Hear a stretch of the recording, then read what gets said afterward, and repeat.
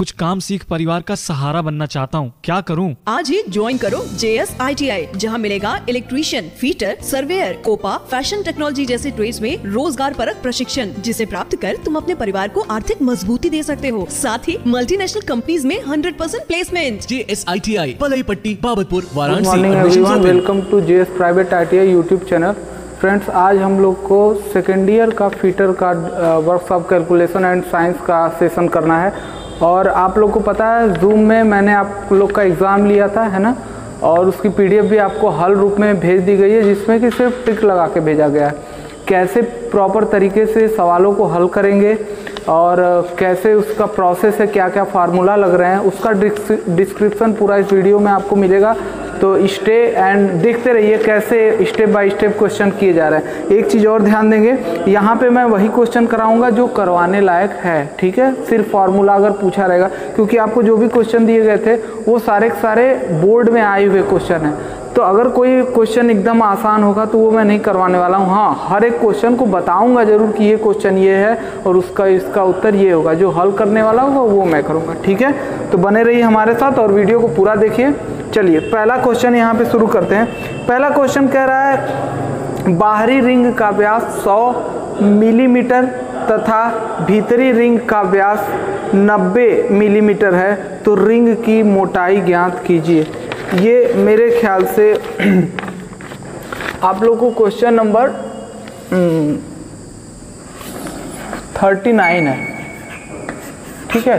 Question number 39 है और इसमें क्या कह रहा है, क्वेश्चन नंबर 39 में कह रहा है कि बाहरी रिंग का व्यास 100 mm है। मतलब पहले तो बात कर रहा है इस तरह की, एक कोई स्ट्रक्चर है इस तरीके का, है ना, और उसमें कह रहा है बाहरी रिंग का व्यास का मतलब क्या होता है, यहाँ से लेके यहाँ तक, यहाँ से लेके यहाँ तक। पहला कह रहा है 100 mm है, कितना है, 100 mm है। तो दूसरा कहा है कि 90 mm है, मतलब यहाँ से लेके यहाँ तक। चीज़ों को देखिए, अगर आपको फिगर नहीं बनाने आएगा तो आप समझ नहीं पाओगे। तो ये हो गया कितना, 90 mm, ओके। और यहाँ से लेके यहाँ तक ये हो गया 100 mm, ठीक है। अब आप सोचो ये पूछ क्या रहा है, हमसे पूछ रहा है मोटाई। मोटाई क्या होगी, यही होगी ना मोटाई यही होगी। अब यहाँ से लेके यहाँ तक, अब आप ये देखो, यहाँ से लेके यहाँ तक ये कितना है, 100 mm है, तो यहाँ से लेके यहाँ तक ये कितना होगा, 50 होगा। उसी तरह ये 90 mm है, तो यहाँ से लेके यहाँ तक अंदर वाले के लिए ये कितना होगा, 45 होगा, है ना। तो मोटाई कितनी आई, मोटाई आ गई आपकी 50 माइनस 45 इक्वल टू 5, ओके। तो पहला क्वेश्चन आपका ये था, वो सॉल्व होगा इस तरह से। आपका 5 जो है आंसर आ जाएगा। क्वेश्चन नंबर 40 देखते हैं। उसमें कह रहा है, देखें, एक इस तरह का स्ट्रक्चर बनाया हुआ है, ठीक है। बाकी आप मिला लेंगे किस तरह का स्ट्रक्चर है। जो चीज़ें हैं उसका एक मैं प्रतिबिंब यहाँ पे बना रहा हूँ। 40 mm इस चीज़ को इसमें बोला गया है 40 mm, और ये टोटल बोला गया है 60 mm, ओके।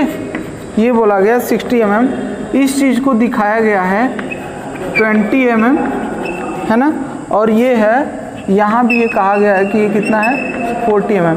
अब आपसे पूछ क्या रहा है, आपसे कह रहा है कि find out the area of this structure. ये वाला जो है ना, जो मैं यहाँ पे रेखांकित कर रहा हूँ, इसको पूछ रहा है। तो अब आप ध्यान से देखें, अगर आपको सिर्फ इसका निकालना है तो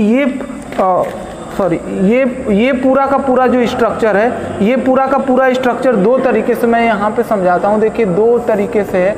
एक स्ट्रक्चर तो आपको ये मिलेगा, ओके, एक स्ट्रक्चर तो आपको ये मिलेगा जिसमें 60 और 40, जिसमें 60 है और 40 है।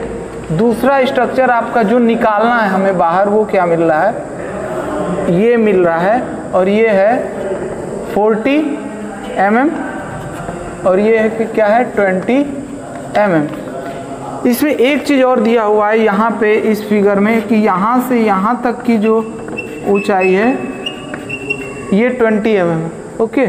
ये 20 mm है, तो यहाँ से यहाँ तक भी हमने क्या दिखा दिया, कि ये 20 mm। ओके, अब देखिए ये पूरे का पूरा पूछ रहा है, उसमें से ये चीज़ निकाल दिया गया। इसका मतलब जो एरिया होगा, जो एरिया होगा वो होगा आयत का क्षेत्रफल, आयत का क्षेत्रफल माइनस समलंब चतुर्भुज का, लंब चतुर्भुज का क्षेत्रफल। ओके, समलंब चतुर्भुज का क्षेत्रफल। अब देखिए ये चीज़ें आपको देख के समझ में आना चाहिए कि ये कौन सी आकृति, ये कौन सी आकृति है। सवाल बड़ा नहीं है, लेकिन अगर आप नहीं समझ पाओगे तो सवाल कठिन हो जाएगा। ठीक है, अब हम करते हैं। ये टोटल कितना है? 40 × 60, 40 × 60। और समलंब चतुर्भुज का क्षेत्रफल क्या होता है? a + b। इसमें a क्या हो जाएगा? ये हो जाएगा, b ये हो जाएगा, अपॉन 2 × h। ठीक है, ये हम ऐसे कर देते हैं। ठीक, अब आप देखो इसका आप मल्टीप्लाई करोगे तो 2400 माइनस a + b जब आप करेंगे तो 60/2, यहाँ पे 60/2 हो जाएगा, इंटू ये क्या है? 20 है। ठीक है, यहाँ पे क्या हो गया? 20 हो गया। अब हम यहाँ देखिए क्या करते हैं, ये हमारा फिर आ जाएगा 20। ठीक, ये आपका गया 10 है ना, और ये टोटल आपका आ गया, तो ये आपका आ जाएगा 1800 mm का स्क्वायर, 1800 mm का स्क्वायर। लेकिन यहाँ पे देखिए, यहाँ पे जो आपसे उत्तर पूछा है ना वो सेंटीमीटर में पूछा है। ठीक है, और सेंटीमीटर में जब पूछा है तो आप ध्यान दो, जब सेंटीमीटर में इसको कन्वर्ट करोगे तो आप कितने का भाग दे दोगे? 100 का भाग दे दोगे। टोटल आ जाएगा 18 सेंटीमीटर का स्क्वायर। ठीक है, नेक्स्ट क्वेश्चन पे हम चलते हैं। क्वेश्चन नंबर 41, उसमें कुछ करना नहीं है। देखिए बोला है शंकु छिन्नक फ्रस्टम के आयतन का सूत्र होता है। तो यहाँ पे पहला ऑप्शन आपको दिखाई दे रहा होगा, ये सिर्फ फॉर्मूला है। मैंने कहा था इसमें हल करवाने जैसी कोई चीज़ नहीं है, तो मैं यहाँ पे आपको उत्तर लिख देता हूँ, r² + r × r। ये आपको नोट भी करवाया गया है। ठीक है, तो आप जाओगे नोटबुक में देखोगे, आपको ये चीज़ें बता दी भी गई हैं, और यही आपको उत्तर हो जाएगा। Question number 42।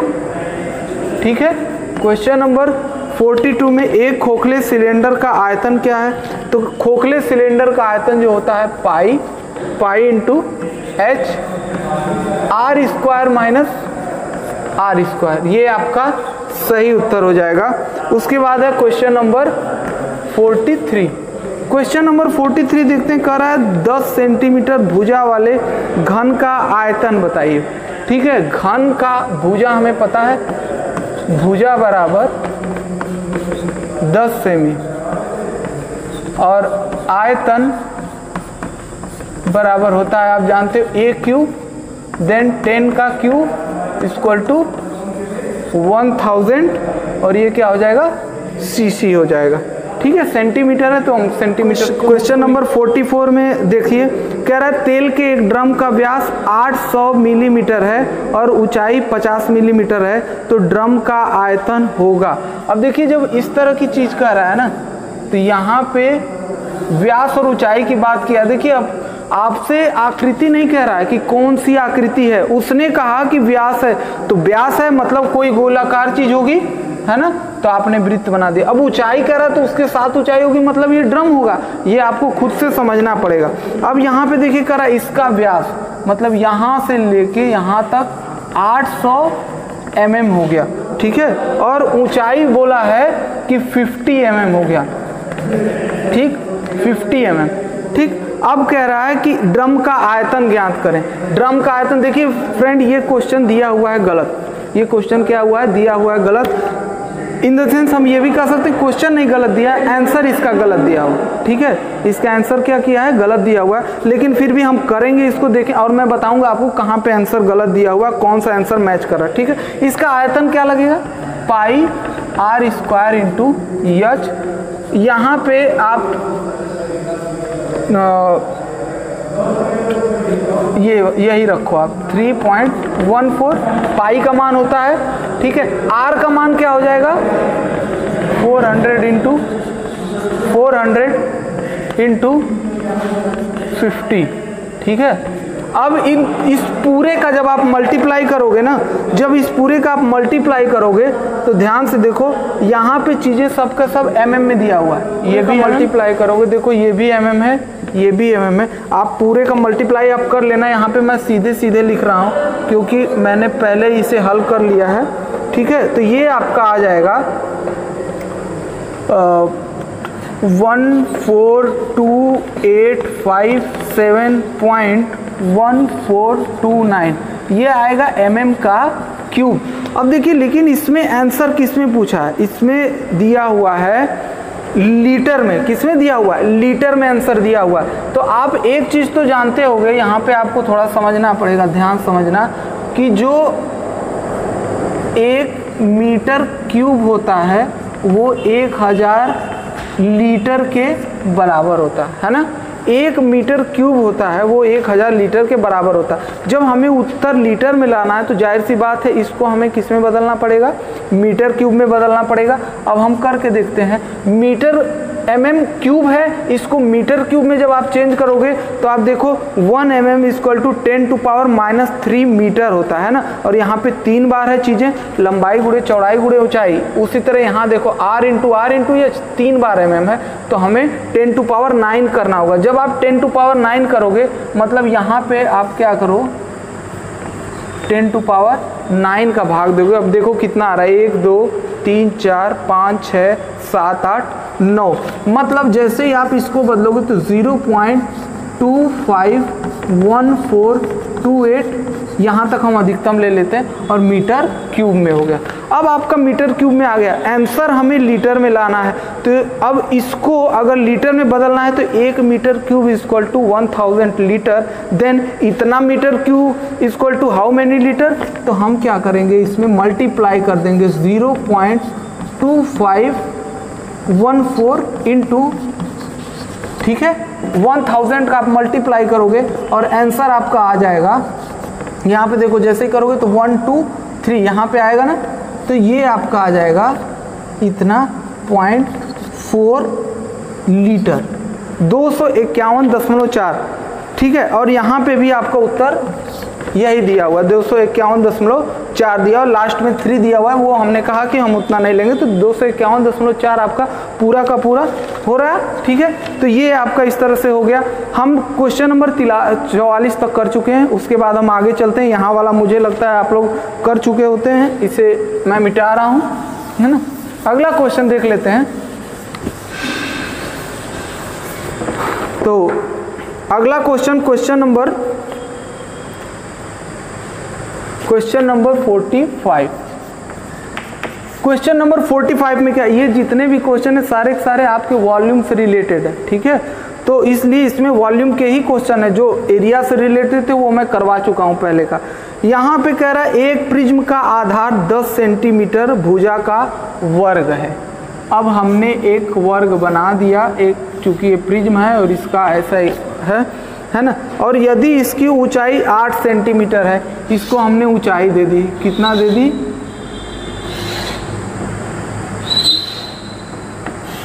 हमने क्या किया, इसे ऊंचाई दे दिया। तो ये हो गया 8 सेंटीमीटर और ये कितना हो गया 10 सेंटीमीटर। अब हमसे पूछ क्या रहा है, हमसे कह रहा है कि प्रिज्म का आयतन ज्ञात करें। तो आयतन क्या होगा, v बराबर आधार का क्षेत्रफल हो जाएगा a square into H, A square क्या हो जाएगा 100 इंटू एच हो जाएगा 8, तो 800 जो है, और ये आ जाएगा सेंटीमीटर क्यूब में दिया है तो हम सेंटीमीटर क्यूब में ला दिए, ठीक है। 46 देखते हैं, कह रहा है एक गोले की त्रिज्या दूसरे गोले की आधी है, तो दोनों के आयतनों में संबंध क्या होगा। अब देखो एक गोले की त्रिज्या, इसका मतलब एक गोले की त्रिज्या दूसरे गोले की आधी है, तो एक गोले की त्रिज्या हमने मान लिया a r और दूसरे की हो गई r/2, यही होगा ना, ठीक है। तो दूसरे मतलब दूसरे वाले की r हो गई और पहले वाले की r/2 हो गई, दोनों का तो दूसरे गोले का आयतन प्रथम गोले के साथ क्या संबंध रखता है, ये बहुत ध्यान देने वाली बात है। अगर कहता कि पहले गोले का आयतन दूसरे के साथ क्या संबंध रखता है तो हम उल्टा रखते। यहाँ पर क्या कहा है, दूसरे गोले का आयतन, यही कहा है ना, दूसरे गोले का आयतन। तो देखें आप, थोड़ा मैं कर दे रहा हूँ, 4/3 पाई आर क्यूब गोले का आयतन होता है, 4/3 pi R cube upon 4/3 pi R cube. अब एक चीज़ ध्यान दो बच्चों कि ये तो आपका कॉमन ही रहने वाला है, ये क्लियर हो जाएगा, है ना। आर क्यूब, यहाँ पे आर क्यूब जो आपको रखना है वो ये रखना है दूसरे गोले की। तो आर का यहाँ पे जैसे ही आप क्यूब करोगे तो यहाँ पे क्या हो जाएगा, 8 हो जाएगा ना, और ये तो आर है ही, तो आर क्यूब हो जाएगा, कट गया। तो 1 संबंधे 8 का आपका जो है वो रिलेशन आ जाता है। इसमें उत्तर भी दिया हुआ है 1 संबंधे 8। अब लास्ट क्वेश्चन हम चलते हैं, है ना, लास्ट क्वेश्चन चलते हैं। और लास्ट क्वेश्चन देखिए गलत दिया हुआ है आपका, क्योंकि इसमें चीज़ें स्पष्ट हो ही नहीं रही हैं, तो उसके लिए परेशान ना होना। आपको मैं सिर्फ बता दे रहा हूँ कि इसमें क्या कह रहा है। इसमें देखिए कहा है कि यदि 12 सेंटीमीटर त्रिज्या के एक छिद्र को 6 सेंटीमीटर त्रिज्या और 15 सेंटीमीटर ऊंचाई के एक बेलन से लंबाई के रूप में ड्रिल किया जाए, तब ड्रिलिंग के बाद बेलन का आयतन होगा। अब आप एक बात बताओ, जब ऑलरेडी 12 सेंटीमीटर व्यास का ड्रिल कर दिया गया तो क्या उसमें हवा में होगा ड्रिल? होगा नहीं ना। तो ये चीज़ स्पष्ट हो ही नहीं रही है कि क्या है, तो इसलिए मेरे हिसाब से क्वेश्चन गलत है, इसमें परेशान ना हो। लेकिन हाँ, किसी भी तरीके से घुमा के क्वेश्चन, इसमें मैटर क्या है, आपको किसी भी तरीके से अगर घुमा के क्वेश्चन पूछता है, ठीक है, तो आप कर लोगे। मेन मुख्य बात यह है कि अगर किसी भी तरीके से घुमा के क्वेश्चन पूछता है तो आपका आना चाहिए। अब वो तब आएगा जब आपको फार्मूला जो है पता होंगे, है ना। जब तक आपको फार्मूला नहीं पता होगा तो क्या आप कर पाओगे? नहीं कर पाओगे ना। तो इसलिए सबसे ज़रूरी चीज़ ये है कि आपको फार्मूला पते हों, और जैसे भी घुमाए क्वेश्चन बुक में आप अधिक से अधिक अभ्यास करोगे तो जैसे भी घुमाएगा क्वेश्चन आपको चीज़ें क्या हो जाएंगी, आसानी से समझ में आ जाएंगी, ठीक है। तो इसी तरह आप हमारे साथ बने रहें। और सबसे ज़रूरी जो बात है वो ये है कि जो भी चीज़ें यहाँ पे पढ़ाई जा रही हैं उसको पढ़िए। कॉलेज खुलने वाला नहीं, अभी आप देख रहे हो गाइडलाइन आई है कि 15 जुलाई के बाद सोचा जाएगा, है ना। तब तक आपकी एग्ज़ाम की डेट भी आ जाएगी, तो मुझे नहीं लगता है कि आपको कोई मौका मिलने वाला है ना। तो इसलिए वीडियो को लाइक, अगर पसंद आया हो तो लाइक ज़रूर करिएगा। Thank you.